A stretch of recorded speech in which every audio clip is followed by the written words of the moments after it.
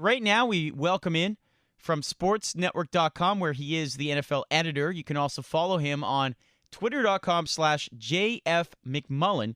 It is John McMullen. Hey, John, how you doing? Doing well. Thanks for having me, Matt. Thanks for coming on the program. Another fun day on Sundays. I guess if you had to be in the office on Sunday, it's not a bad thing to cover. No, there's worse things in the world. I try not to complain too much. Everybody complains, but yeah, I could be working for a living. So covering football is certainly not in the top 10 worst professions in the world.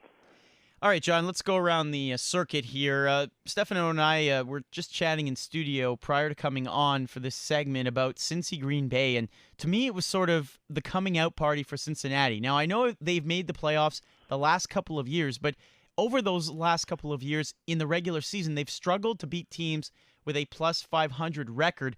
This time around, they faced some adversity, they lost the lead, and they came back and prevailed against a very good Green Bay team.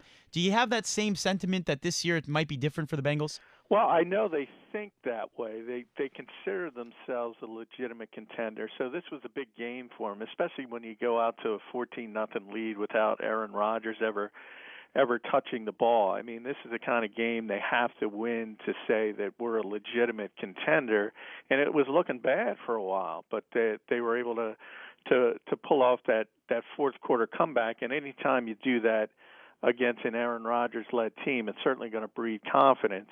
And this is a team that needed to start getting some of those wins because you go back to that Week 1 loss. They had the 11-point lead against Chicago on the road, and they coughed that up. So they were able to beat Pittsburgh, but it wasn't all that impressive considering the Steelers have so many injuries this year, and they're on a downward trajectory. So this was a big game for them, bigger than you would think at this time of the year.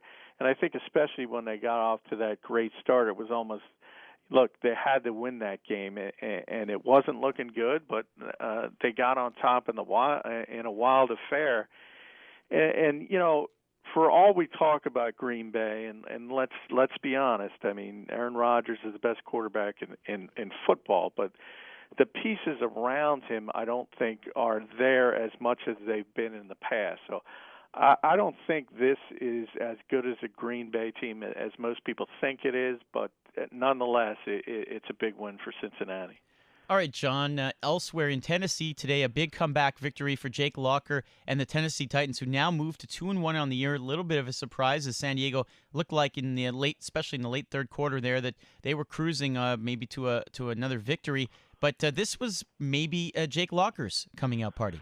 Yeah, I mean, Tennessee has struggled throwing the ball, and I think a lot of that had to do with the fact that they didn't have a ton of confidence in Jake Locker, and you know, probably rightfully so.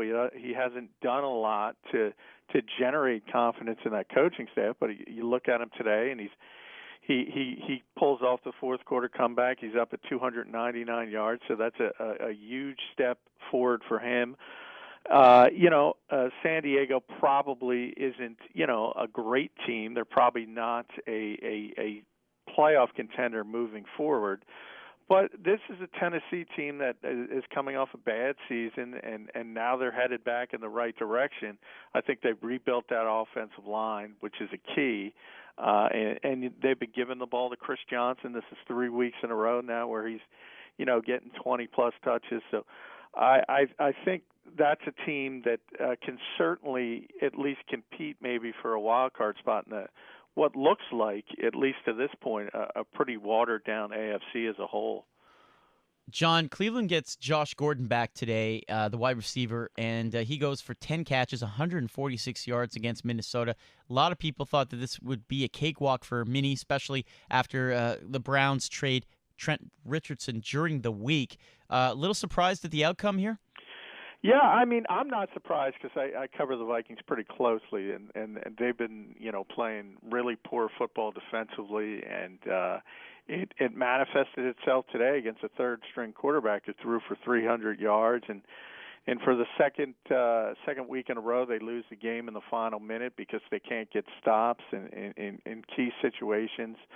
I'm not sure Cleveland thought they could win this game.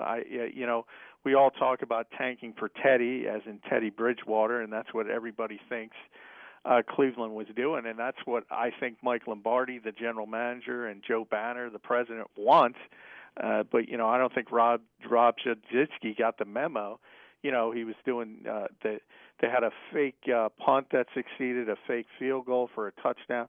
So he pulled out all the stops, but again, this Minnesota team is just poorly coached. They have a bad defense, and the quarterback play is just, we're 29 starts into Christian Ponder's career as an NFL quarterback, and I don't think there should be a 30th. I mean, I think his performance is that bad consistently on a week-to-week basis.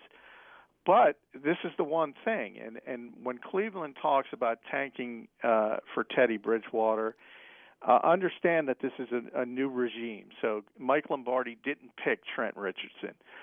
He didn't pick Brandon Weeden. So he can trade him and say, this is not my guy. This is not what I wanted. Whereas in a place like Minnesota, Rick Spielman doesn't want to admit that he made a mistake by taking Christian Ponder with the 12th pick in the draft. And right now, that's just killing the Vikings. He is John McMullen. The website is sportsnetwork.com, the NFL editor over there. JF McMullen as well on twitter.com if you want to follow him. John, thanks so much for the insight, and enjoy the rest of the day of the games. Hey, you too, guys. Thanks for having me.